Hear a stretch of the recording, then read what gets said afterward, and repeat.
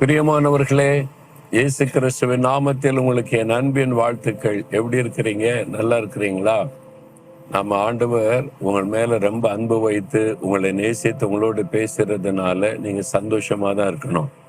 நம்ம எப்பவும் கர்த்தருக்குள்ளே மன மகிழ்ச்சியா இருக்கணும், சோர்ந்து போயிடக்கூடாது என்பதுக்கு தான் ஆண்டவர் தினந்தோறும் பேசுகிறார். ஏதோ ஒரு காரியத்துல சோர்ந்து போன நிலைமையில இருக்கிறீங்களா? உங்களோடு தான் ஆண்டவர் பேசுகிறார். என்ன ஆண்டவர் பேச விரும்புகிறார் அப்படின்னு நினைக்கிறீங்களா? 145 சங்கீதம் 14வது வசனத்துல, கர்த்தர் விழுகிற யாவரையும் தாங்கி மடங்கடிக்கப்பட்ட யாவரையும் தூக்கி விடுகிறார். விழப்போகிற நிலைமையில் இருக்கிறவங்களை தாங்கி பிடிப்பாராம், மடங்கடிக்கப்பட்டவர்களை திரும்ப தூக்கி விடுவாராம்.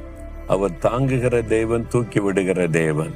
யாரோ ஒருவர் உங்களுடைய ஆவிக்குரிய வாழ்க்கையில ஒரு சறுக்குறுதல் ஏற்பட்டு அப்படியே விழப்போகிற சூழ்நிலையில இருக்கிறீங்க. உங்க பிசினஸ்ல, ஊழியத்துல, குடும்ப காரியத்துல என்ன பண்ண தெரியும் அவ்வளவுதான் அப்படின்னு விழப்போற நிலைமையில இருக்கீங்களா?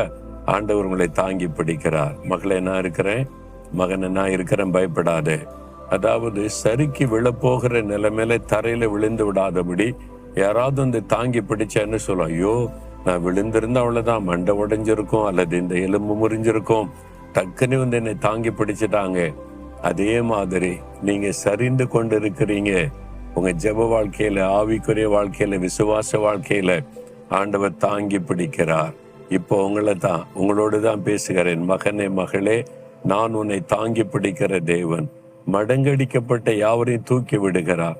ஒருவேளை நான் விழுந்துட்டேன், அவ்வளவுதான், முடிஞ்சது, இனிமே என்னால ஜெபிக்க முடியாது, ஆண்டவருக்குள்ள வரவும் முடியாது, என் வாழ்க்கை முடிஞ்சது, ஒண்ணும் பண்ண முடியாது நினைக்கிறீங்களா? ஆண்டு சொல்ல, இல்ல நான் இருக்கிறேன், கை கொடு, நான் தூக்கி விடுகிறேன். தூக்கி விடுகிற ஒரு தேவன். தாங்கி பிடிப்பாரு, தூக்கியும் விடுவார். சிலருக்கு நீங்க தாங்கி பிடிக்கிற சூழ்நிலையில் இருக்கிறீங்க. சிலர் வந்து விழுந்துட்டீங்க, ஆண்டவர் கை கொடுக்கிறார், எலும்பு, நான் இருக்கிறேன் அப்படின்னு தூக்கி விடுகிற தேவன். அதனால சோர்ந்து போகாதங்க.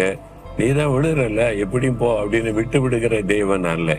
நீதான் விழுந்து போயிட்டல, இனிமே நான் என்ன செய்ய முடியும், நான் உன்னை நம்பினேன், அப்படி இல்லை, நீ ஜெபிக்கிறது இல்லை, பைபிள் வாசிக்கிறது இல்லை, ஒழுங்காவும் இல்லை, நீ எப்படியும் போ அப்படின்னு விட்டு விடுகிற தேவன் அல்ல. தூக்கி எடுக்கிற எலும்பு, உன்னால முடியும், மறுபடியும் ஜெபம் பண்ணு, மறுபடியும் விசுவாசி, மறுபடியும் வேதத்தை வாசி, ஓடலாம், வா என் கூட நடக்கலான்னு கரம் நீட்டுகிறார். ஒப்பு கொடுக்குறீங்களா? உன் கரத்தை விட்டு ஒப்பு கொடுத்த, ஆண்டவரே நீங்க என்னை தாங்கி பிடிக்கிற தேவன், என்னை தூக்கி நிறுத்துகிற தேவன் என்று சொல்லி ஆண்டவரை துதிக்கிறீங்களா? இதயத்துல கை வைங்க. ஆண்டவரே, இந்த மகன், இந்த மகள் சரிந்து கொண்டு இருக்கிறாங்கப்பா, நான் விழுந்துருவனோ அழிஞ்சிருவனோ நீ பயப்படுறாங்க, நீங்க தாங்கி பிடித்து அவங்களை தூக்கி எடுங்க. ஆண்டவரை, விழுந்து கிடக்கிற அந்த மகனை, மகளை தூக்கி எடுங்க. இயேசுவே, என்னை தூக்கி எடுக்கிறீர், என்னை தாங்கி பிடிக்கிறீர். ஸ்தோத்திரம், ஸ்தோத்திரம். இயேசுவின் நாமத்தில் ஜெபிக்கிறேன். ஆமேன்.